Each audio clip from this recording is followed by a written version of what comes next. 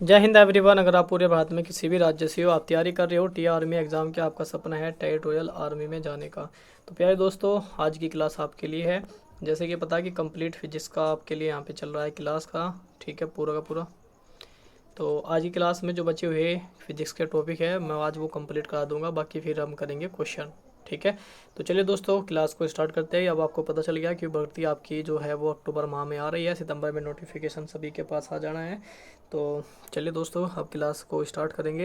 ये क्लास बेहद इंपॉर्टेंट है आप सभी के लिए, जैसे कि आपको पता है फुल प्रैक्टिस सेट के साथ में आपको चैप्टर वाइज यानी कि important topic wise, chapter wise ने टॉपिक वाइज की बात करते हैं, जहाँ से बार बार क्वेश्चन रिपीटेड होते हैं, वहाँ से क्वेश्चन मैं लगातार आपसे करा रहा हूँ। तो दोस्तों चलिए वीडियो को स्टार्ट करते हैं।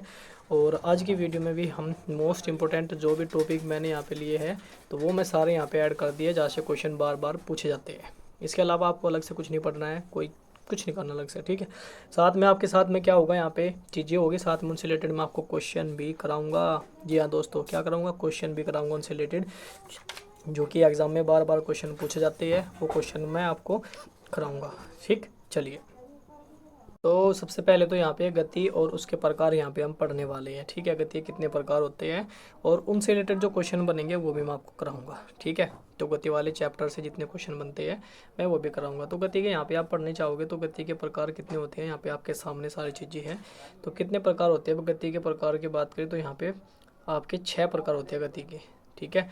सिर्फ आपको ये पूछा जाएगा कि गति के कितने प्रकार होते हैं, नाम नहीं पूछेगा कभी भी, इतना बड़ा नहीं पूछता है कि इतने अंदर से नहीं पूछेगा, बट आपको पता होना चाहिए। एक तो होती है रेखीय गति जो बिल्कुल सीधी लाइन में चलती है, एक होती है वृत्तीय गति जो ऐसे चलती है, जो घड़ी के आकार की होती है। देखो यहाँ पे लिखा ना एग्जाम्पल घड़ी का, ये ऐसा पूछ सकता है कि वृत्तीय गति का एग्जाम्पल बताओ या उदाहरण बताओ। एक होती है दोलन गति, ठीक है, एग्जाम्पल के साथ मैं आपको बताऊँ, जैसे झूला हो गया, ठीक है, झूला ऐसे होता है, देख कैसे जाता है वो, ऐसे होता है झूला। लोलक हो गया, ठीक है, ये एग्जाम्पल है दोलन गति के। उसके बाद आती है कि आपकी घूर्णन गति जो पृथ्वी होती है, यहाँ पे एग्जांपल भी दिया गया है, पृथ्वी अपनी जो दूरी पर है घूमती रहती है एक, ठीक है, एक तरीके से ऐसे, ठीक है, ऐसे। तो ये घूर्णन गति हो गया। एक होती है आपकी आवर्त गति, ठीक है, जो घड़ी की ऐसे घूमती है, ऐसे घड़ी की सुई, जैसे आप घड़ी की सुई होती है या पृथ्वी की सूर्य के चारों ओर जो गति होती है, ठीक है, वो भी ऐसे रहती है, आपने देखा ना ऐसे, ठीक है, ये आवर्त गति कहलाती है। उसके बाद होती है, सिंपल तरीके आपको समझाने के, उसके बाद होती है एक अनियमित गति, मतलब उसका कुछ पता नहीं, जैसे आप यहाँ से स्टार्ट करें, यहाँ चले गए, फिर सीधा चले, फिर ऐसे चले गए, ऐसे चले, फिर ऐसे चले, ऐसे चले, आप मोड़ तोड़ करते ऐसे चलते रहोगे, तो ये होती है अनियमित गति होती है, ठीक है। जैसे आप कोई भीड़ में फंस जाओ तो वहाँ कभी आप इसे मुड़ोगे, कभी लेफ्ट जाओ, कभी राइट जाओगे, ठीक है।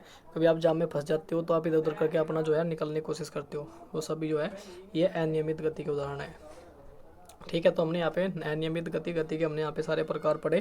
तो सबसे पहला क्वेश्चन मैं आपको यहाँ पे देता हूँ जो कि आपके लिए बेहद इंपॉर्टेंट है। सबसे पहला नंबर क्वेश्चन यहाँ पे स्टार्ट होता है आपका, त्वरण की इकाई आपको बतानी है। त्वरण की इकाई क्या है, त्वरण की इकाई आपको बतानी है, त्वरण की इकाई बताना आपको क्या होगी, त्वरण की इकाई। ये क्वेश्चन जितने कराऊंगा सारे इंपॉर्टेंट है, जैसे कि आपको बताया मैंने, त्वरण की इकाई क्या हो जाएगी, मीटर प्रति सेकंड स्क्वायर, मीटर प्रति सेकंड स्क्वायर हो जाएगी, ठीक है। यहीं से एक क्वेश्चन और करेंगे हम, ठीक है, वो भी हम यहाँ पे करेंगे, क्वेश्चन हो रहा है यहाँ से, तो उसको भी साथ साथ में करेंगे। एक क्वेश्चन हो रहा है, इसको भी देखते हैं। तो एक क्वेश्चन है, किसी वस्तु के परिवर्तन की दर उसका त्वरण है। तो बीच में बताना आपको क्या होगा, किसी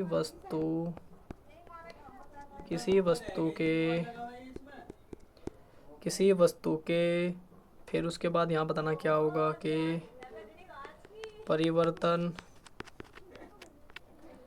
की दर उसका त्वरण है। तो किसका त्वरण है, स्थिति का है, विस्थापन का है, संवेग का है, या वेग का हो जाएगा, किसका हो जाएगा भाई, तो ये किसका हो जाएगा, ये हो जाएगा संवेग का। तो यहाँ पे आप क्या लिखोगे, संवेग लिखोगे भाई, यहाँ पे लिखोगे संवेग, किसको हो जाएगा, संवेग। ये डेफिनेशन आपको याद भी रखनी है, ठीक है, क्या याद रखना है, किसी वस्तु के संवेग के परिवर्तन की दर उसका त्वरण कहलाता है, ठीक है। दो क्वेश्चन यहाँ पे आपके करवा दिए, और एक चीज़ और यहाँ पे आपको करा देता हूँ साथ साथ में। अगर आपसे पूछा जाए कि यहाँ पे त्वरण का आपको सूत्र बताना है, त्वरण का अगर आपसे पूछा जाए त्वरण का सूत्र क्या है, तो इससे क्या होता है, आपको त्वरण निकालना भी आना चाहिए कि क्या होता है त्वरण का सूत्र, ठीक है। तो आप मुझे जल्दी जल्दी बता दोगे क्या होगा, जिस भाई को पता है, तो क्या हो जाएगा, ए बराबर ठीक है, ए बराबर वी माइनस, ये मैं आपको करा चुका हूँ, यू और गुना टी। ठीक है, ये आपका एक तो हो गया आपका प्रारंभिक वेग, एक हो गया आपका आरंभिक वेग और गुना आपका समय। ठीक है, इस तरीके से आप यहाँ से त्वरण निकाल सकते हो। ठीक, चलिए 3 क्वेश्चन यहाँ पे हमने करे। उसके बाद आता है द्रवों के गुण। तो द्रव के कौन कौन से गुण होते हैं वो यहाँ पे हम सारी चीज़ पढ़ेंगे। तो द्रव क्या होता है, ये पदार्थ होती है जो बहती है, लिक्विड टाइप जो भी होता है, पानी, तेल, हवा जो होती है वो सारी इसी में आता है। ठीक है, तो सबसे पहले यहाँ पे आपसे पूछा जाता है डेंसिटी, घनत्व। ये इंपॉर्टेंट है भाई, सारे ये जो कराऊंगा सारे इंपॉर्टेंट है। घनत्व, दाब, बीज से अंत थोड़ी, पर दाब और घनत्व बहुत इंपॉर्टेंट है, ये ध्यान से समझ लेना मेरा भाई। एग्जाम्पल के साथ में समझाने की पूरी कोशिश रहेगी। घनत्व क्या होता है, किसी द्रव का, घनत्व किसी द्रव का द्रव्यमान प्रति इकाई आयतन होता है, प्रति इकाई आयतन होता है। ठीक है, और घनत्व का यहाँ पे आपको जो है फॉर्मूला याद करना है, ये इंपॉर्टेंट है। P बराबर m बटे v होता है। m द्रव्यमान है, v आयतन है और P आपका घनत्व हो गया। ठीक है, इस तरीके से। और अगर अधिक घनत्व होगा तो वस्तु क्या करेगी, डूब जाएगी। अगर घनत्व कम होगा तो वस्तु ऊपर तैरेगी। एग्जाम्पल यहाँ पे समझ लो। ठीक है, ये रहा।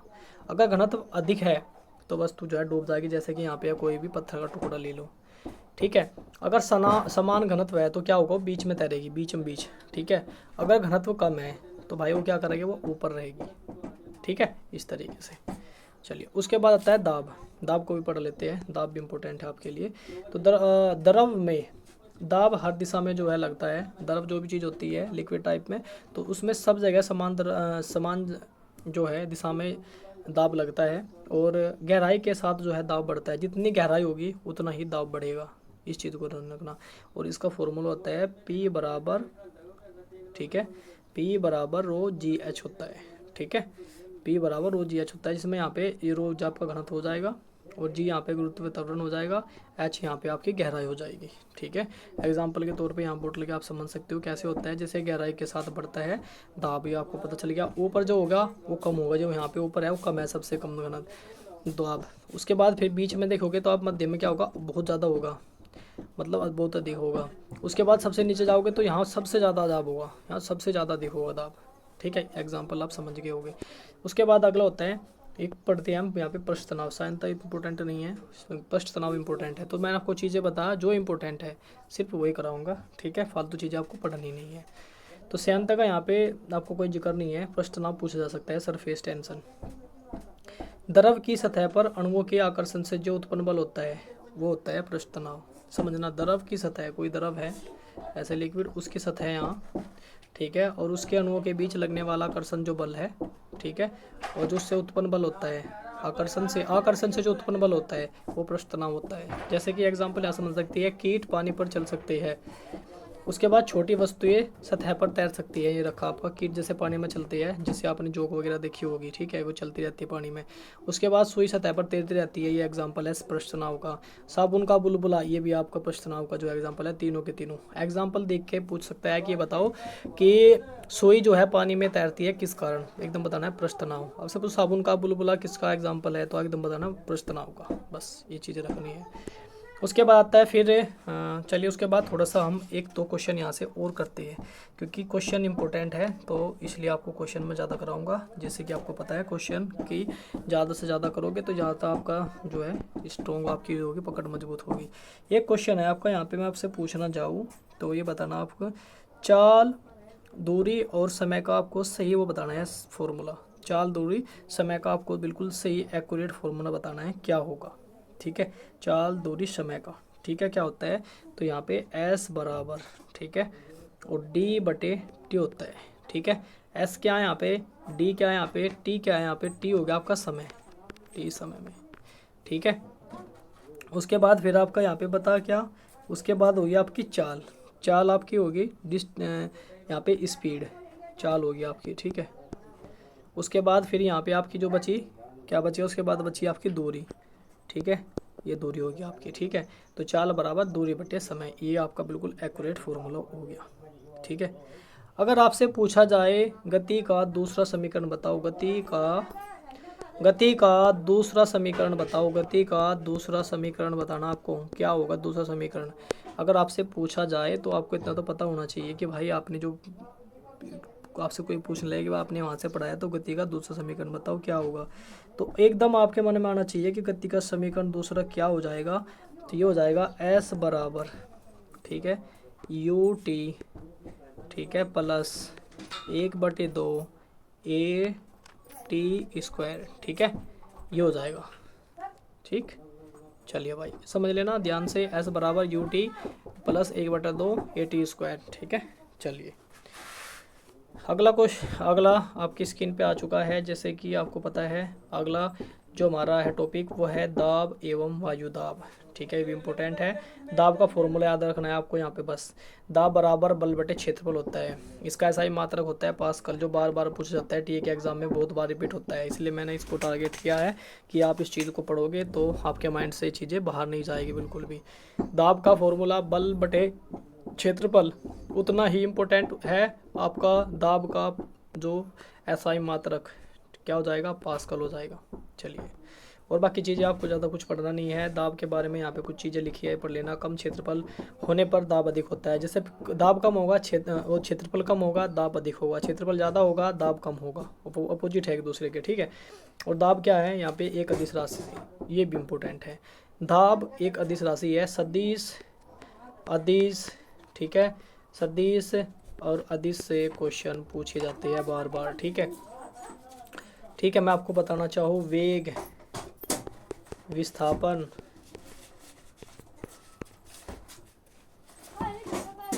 कोणीय वेग,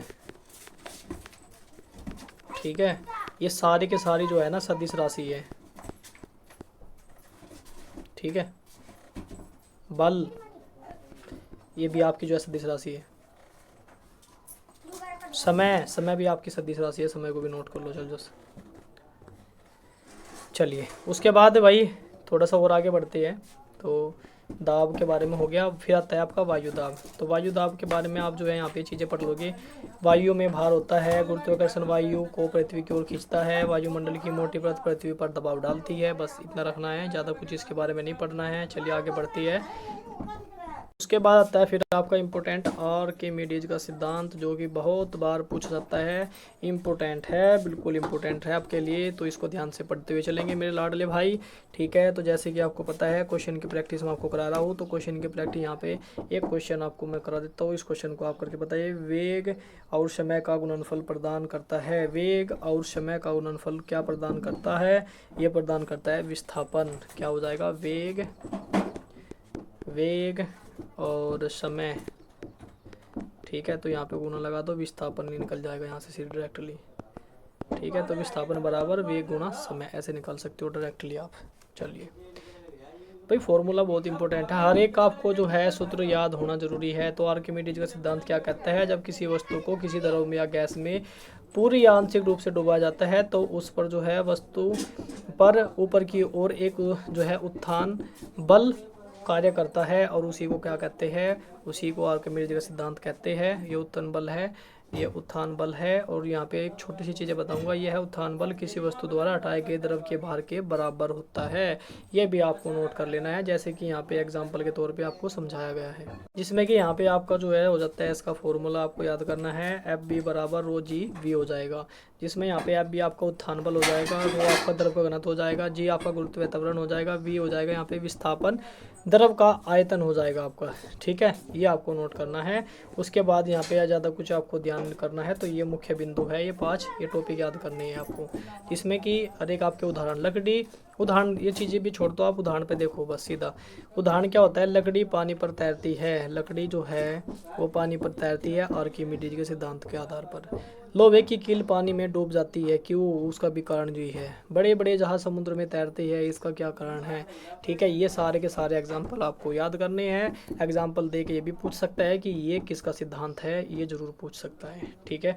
जिसमें कि यहाँ पे लिखा भी है उपयोग कियास में, जैसे जहाज बनाने में, पनडुब्बी में इसका प्रयोग किया जाता है, घनत्व मापने में, गर्म हवा के गुब्बारे भरने में, तो इसमें इसका प्रयोग किया जाता है। ये सारी की सारी जो टिप्स थी ये आर्किमिडीज सिद्धांत को याद करने की थी। उसके बाद आता है आपका पृष्ठ तनाव, और पृष्ठ तनाव के बारे में हम जो यहाँ पे पढ़ रहे होंगे वो चीज़ें सबसे पहले हम यहाँ पे 1-2 क्वेश्चन लपेट देते हैं साथ साथ में, उसके बाद फिर हम इन चीज़ों को देखेंगे, ठीक है। क्योंकि क्वेश्चन आपको पता है, मैं क्वेश्चन आपको ज़्यादा इसलिए करा रहा हूँ क्योंकि क्वेश्चन ज़्यादा इंपॉर्टेंट है, ठीक है, और इसलिए ही मैं आपको ये चीज़ें करा रहा हूँ, ठीक। एक क्वेश्चन आप बताओगे CGS में, एक क्वेश्चन है आपके लिए CGS में, और बल की इकाई बतानी। CGS में बल की आपको इकाई बतानी है, क्या होगी? इम्पोर्टेंट है भाई, पहले बता रहा हूँ, इम्पोर्टेंट लिख दिया है, तो जल्दी जल्दी बताओगे क्या हो जाएगा। राइट आंसर आपको बताना है, क्या हो जाएगा इसका राइट आंसर आप बताओगे तो मुझे क्या हो जाएगा, जल्दी जल्दी बता दो भाई क्या हो जाएगा राइट आंसर आपका, क्या हो जाएगा? बल्कि क्या हो जाएगी भाई CGS में? डाइन हो जाएगी। क्या हो जाएगी भाई? डाइन हो जाएगी। लिख लो यहाँ पे डाइन। वो वाले डाइन नहीं है, ये अलग डाइन है, ठीक है, वो सोच रहे हो वो डाइन, ठीक है। चलिए उसके बाद और भी क्वेश्चन है जो कि मैं आपको कराना चाहूँगा, ये भी इम्पोर्टेंट है जो मैं आपको कराना चाहूँगा, ठीक है। और क्वेश्चन सारे के सारे ही इम्पोर्टेंट है। बल समीकरण में F बराबर होता है, बल समीकरण में जो है, बल समीकरण में F बराबर है, तो F किसके बराबर होता है? F बराबर m में होता है। आपको पता है सूत्र होता है बल का, F बराबर m में होता है, ठीक है। m यहाँ पे द्रव्यमान है, ये आपका त्वरण हो जाएगा, ठीक है। चलिए अगला आपकी स्क्रीन पे आ चुका है, यहाँ पे जो पढ़ना नहीं, यहाँ पे पृष्ठ तनाव के बारे में मैं आपको बता चुका हूँ, जिसमें यहाँ पे एग्जाम्पल आप याद करोगे। पानी में बूंद का गोल होना, सुई का पानी पर तैरना, कीड़ों का पानी पर चलना, ये सारे पृष्ठ तनाव के उदाहरण हो जाएंगे। सिर्फ आपको इनके उदाहरण पूछा जाएगा, बाकी आपको ज़्यादा चीज़ें नहीं पूछा जाएगा, तो उदाहरण ही आपको इनके याद करने मेरे लाडलो। श्यांते के बारे में कुछ ज़्यादा चीज़ें पढ़नी नहीं है। यहाँ पे ताप के बारे में हम जरूर पढ़ेंगे, ताप और तापक्रम के बारे में कोशिश, क्योंकि यहाँ से क्वेश्चन बार बार पूछे जाते हैं भाई। सबसे पहला नंबर पे आता है आपका तापमान। ये क्या है? तापमान क्या है? किसी वस्तु को, या मान लो कोई तापमान किसी वस्तु के गर्म या ठंडा होने की जो माप है उसको कहते हैं, ठीक है। कोई ठंडी होगी वो भी तापमान है, कोई गर्म होती है तभी टेम्परेचर के हिसाब से, ठीक है। तो जैसे आप गर्मी ज़्यादा होगी, बोले टेम्परेचर यार बहुत ज़्यादा बढ़ गया, अब देखेगा कि टेम्परेचर बहुत ज़्यादा चलेगा माइनस में, यार बहुत ठंडी हो रही है, ठीक है। तो ये अपोजिट है, समझ लेना इसको। तो वही सारी चीज़ें तापमान पर निर्भर करती है। और तापमान जो मापन यंत्र होता है उसको बोलते हैं थर्मामीटर से। इसका SI मात्रक की बात करें होता है केल्विन, और सामान्य मात्रक इसको होता है डिग्री सेल्सियस। तीनों चीज़ें इंपॉर्टेंट है, ठीक है, तीनों समझना जो चीज़ें हैं। और थोड़ा सा इसके बारे में एक्सप्लेन करता जाए तो यहाँ पे वो चीज़ें लिखी भी है कि किस पर निर्भर करता है, कैसे कैसे क्या होता है, ठंडा गर्म के बारे में सारी चीज़ें यहाँ पे लिखी है, बट ये चीज़ें पूछी नहीं जाएगी, ठीक है, मैंने आपको दिखा दी। उसके बाद थोड़ा सा आगे बढ़ेंगे हम, तो जो कि चीज़ें हैं ये है इम्पोर्टेंट, इधर वाली ये पढ़ते हैं, ये इंपॉर्टेंट है, इनको देख लेते हैं एक बार। तो सबसे नंबर 1 पे आपकी यहाँ पे पूछा जाए सेल्सियस के बारे में। बर्फ़ का जो गलनांक है वो 0 डिग्री सेल्सियस होता है, बर्फ़ का गलनांक सोच लेना। उसके बाद जल का क्वथनांक पूछा जाए वो होता है 100 डिग्री सेल्सियस। ये जितने भी यहाँ पे पॉइंट है ना, ये सारे इंपॉर्टेंट है क्योंकि क्वेश्चन में रिपीटेड हुए हैं। अगर फ़ारेनहाइट पैमाने में पूछा जाए, देखो एक तो होता है सेल्सियस, एक होता है फ़ारेनहाइट, एक होता है आपका केल्विन, तीनों में सभी के मान अलग अलग होते हैं। देखो बर्फ़ का सेल्सियस में पूछा जाए 0 डिग्री सेल्सियस, अगर फ़ारेनहाइट में पूछा जाए तो 32 डिग्री फ़ारेनहाइट आपको बताना है, अगर केल्विन में पूछा जाए तो 273 केल्विन बताना है। ऐसे ही आपको जल का क्वथनांक सेल्सियस में 100 डिग्री सेल्सियस होता है, जल का क्वथनांक फ़ारेनहाइट में 212 डिग्री फ़ारेनहाइट होता है, अगर वहीं पे केल्विन में पूछा जाए तो 273 केल्विन होता है। इस चीज़ को आपको समझना है बहुत अच्छे से, ठीक है। और यही इंपॉर्टेंट चीज़ है जो मैं आपको बता रहा था। उसके बाद आता है उष्मागति के नियम, ये सारे के सारे इंपॉर्टेंट है क्योंकि ये जितने भी भाई डिफेंस से रिलेटेड तैयारी कर रहे हैं तो ये क्वेश्चन आपको बिल्कुल हर एक एग्जाम में देखने को मिलेगा। जहाँ साइंस का पोर्शन होता है वहाँ पे ये क्वेश्चन बहुत बार पूछे जाते हैं, ठीक है। तो उष्मागति का एक शून्य नियम होता है, उष्मागति का प्रथम नियम, ये इंपॉर्टेंट है। हम यहाँ से प्रथम नियम से स्टार्ट करते हैं। तो यहाँ पे क्या याद करोगे आप? एक तो आपको पता है कि ऊर्जा भाई क्या होता है, ऊर्जा ना तो भाई उत्पन्न कर सकते हो, ना ही आप इसको नष्ट कर सकते हो, केवल एक रूप से दूसरे रूप में इसको बदला जा सकता है। यहाँ पे बस इतना याद करना है। और इसका फॉर्मूला Q बराबर डेल्टा U प्लस W होता है। डेल्टा U होता है यहाँ पे आंतरिक ऊर्जा, और U यहाँ पे होता है किया गया कार्य, और Q आप समझिए यहाँ पे ऊष्मा होती है ये, ठीक है। और इसको भाई क्या बोलते हैं? ऊर्जा के प्रथम नियम को बोला, आपसे पूछा जाता है कि ऊर्जा उष्मागतिकी का प्रथम नियम किसको कहा जाता है? आपको नीचे दे देगा 4 ऑप्शन, तो यहाँ पे संरक्षण का नियम भी, ऊर्जा संरक्षण का नियम भी यही कहता है, ठीक। चलिए उसके बाद आता है दूसरा नियम, उष्मागति का दूसरा नियम। उष्मागति के 3 नियम थे, तीनों इंपॉर्टेंट है। सबसे पहले यहाँ पे उष्मागति का जो दूसरा नियम है वो ये आपके नीचे है, जिसमें एग्जाम्पल आपको याद करना है। क्या है एग्जाम्पल में?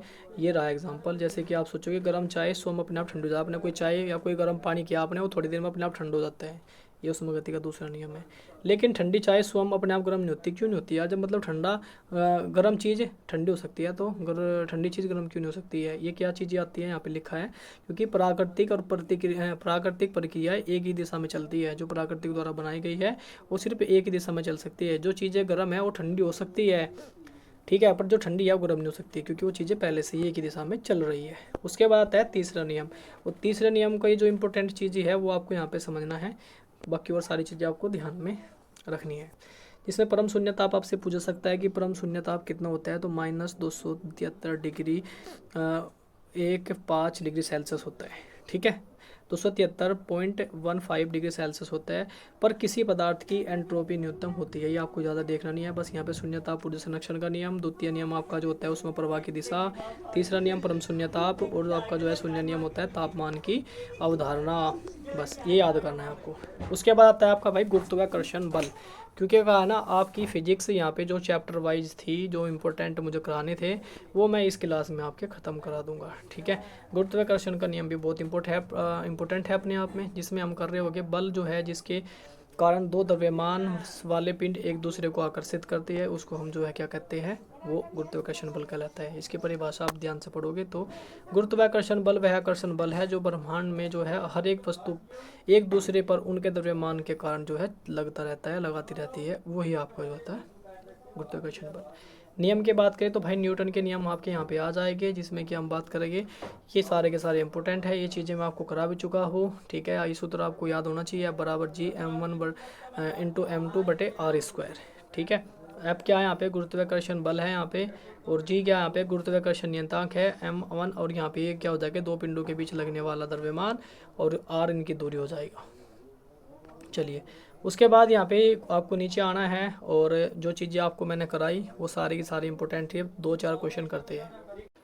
अगर आपसे पूछा जाए कि गुरुत्वाकर्षण का बल जो है वो नियम जो है वो किससे संबंधित है, आपसे मैं 2 एग्जांपल दूँ। एक तो होता है नाव का तैरना, दूसरा आपसे पूछा जाए सेब पेड़ से गिर गया, सेब जो है वो पेड़ से गिर गया, सेब पेड़ से गिर गया, ये दोनों में से बताओ कि इनमें गुरुत्वाकर्षण का कौन सा नियम है, कौन सा आधारित है गुरुत्वाकर्षण पर, ठीक है। पहला है, दूसरा, पहला तो है नहीं भाई, दूसरा हो जाएगा राइट आपका, ठीक है। सेब का पेड़ से गिरना, क्योंकि इसमें गुरुत्वाकर्षण है, वो गिरेगा गुरुत्वाकर्षण बल के कारण ही, ठीक है। इस चीज़ का आपको ध्यान रखना है, बहुत ज़्यादा जरूरी, ठीक है। और क्वेश्चन जो कि इंपॉर्टेंट होते हैं वही मैं आपको बता देता हूँ। उसके बाद एक इम्पोर्टेंट क्वेश्चन हो रहे हैं यहाँ पे, चंद्रमा का पलायन वेग कितना होता है, ये भी क्वेश्चन पूछा जाता है। चंद्रमा का पलायन वेग पूछा जा रहा है यहाँ पे, क्या पूछा जा रहा है, पलायन वेग बताना कितना होता है भाई। चंद्रमा का पलायन वेग आपसे पूछा है, तो बिल्कुल सारे भाई बता देंगे, 11.2 मीटर प्रति सेकंड, ये आपको हो जाएगा यहाँ पे चंद्रमा का पलायन वेग, ठीक है। ऐसे क्वेश्चन यहाँ पे मैंने कहा था कि 3-4 क्वेश्चन यहाँ पे लगातार करेंगे, तो ये चीज़ें इसलिए करा रहा हूँ ताकि यहाँ से क्वेश्चन आपका बाहर ना जाए, ठीक है। और बाकी एक क्वेश्चन और यहाँ पे हम कर लेते हैं साथ साथ में, 1 किलोग्राम वजन किसके बराबर होता है, तो 1 किलोग्राम वजन किसके बराबर होता है, ठीक है, किसके बराबर होता है, ठीक है। तो किसके बराबर होता है ये आपको बताना है, ठीक है। तो अच्छा क्वेश्चन है, ये भी बहुत बेहतरीन क्वेश्चन है, थोड़ा सा आपको ध्यान से समझ के बताना है इसका आंसर, थोड़ा ध्यान लगा के बताएंगे किसका हो जाएगा, तो 9.8 न्यूटन के बराबर हो जाएगा, 9.8 न्यूटन के बराबर हो जाएगा, ठीक है, 1 किलोग्राम, ठीक है। चलिए, उसके बाद 1-2 क्वेश्चन और देख लेते हैं साथ साथ में, तो उसके बाद फिर यहाँ से आपका जो चैप्टर थे ये सारे हम यहाँ पे कंप्लीट कर चुके होंगे। बाकी जो क्वेश्चन यहाँ से बन सकता है वो चीज़ें ही मैं यहाँ पे करा रहा हूँ आपको।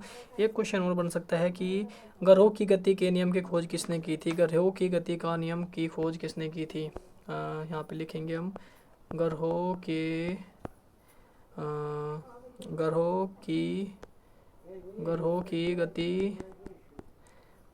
गति के नियम की खोज किसने की थी, नियम की खोज किसने की थी भाई, जल्दी बताओ किसने की थी, ग्रहों की गति के नियम की खोज किसने की थी। ये ये आपका क्या हो जाएगा, यहाँ पे क्या हो जाएगा, कैपलर साहब हो जाएगा, यहाँ पे क्या हो जाएगा, कैपलर साहब हो जाएगा, यहाँ पे कैपलर साहब ने की थी भाई, ठीक है। तो दोस्तों आज ये क्लास कैसी लगी कमेंट करके जो बताना। बहुत अच्छे से आपके लिए क्लास डिज़ाइन की, अच्छे से आपको बढ़िया तरीके से एक्सप्लेन किया, चीज़ें साथ में एक क्वेश्चन भी कराई। ये सारे क्वेश्चन इंपॉर्टेंट और सारी क्लास आपके लिए जो मैंने कहा वो इंपॉर्टेंट है। उसके बाद आपको एग्जाम में कुछ नहीं देखने को मिलेगा। और 2024 का भाई आपने प्रैक्टिस सेट लगाया होगा, तो कैसा लगा तो आपको समझ गए होगी। टीम में उससे पहले जितने भी एग्जाम हुए हैं उन सभी की मैं जो है आपको एक फुल प्रैक्टिस सेट लेके आऊँगा, और वो यहाँ से आप अपनी तैयारी को और बेहतर पता चल जाएगा आपको कि जो भाई पढ़ा रहा है वो सच में एग्जाम में आता भी है कि नहीं आता है, ठीक है। इसमें खुद मेरा टेस्ट आप खुद ले लेना। चलिए दोस्तों, फिर मिलते हैं नेक्स्ट क्लास में, तब तक के लिए जय हिंद, जय भारत।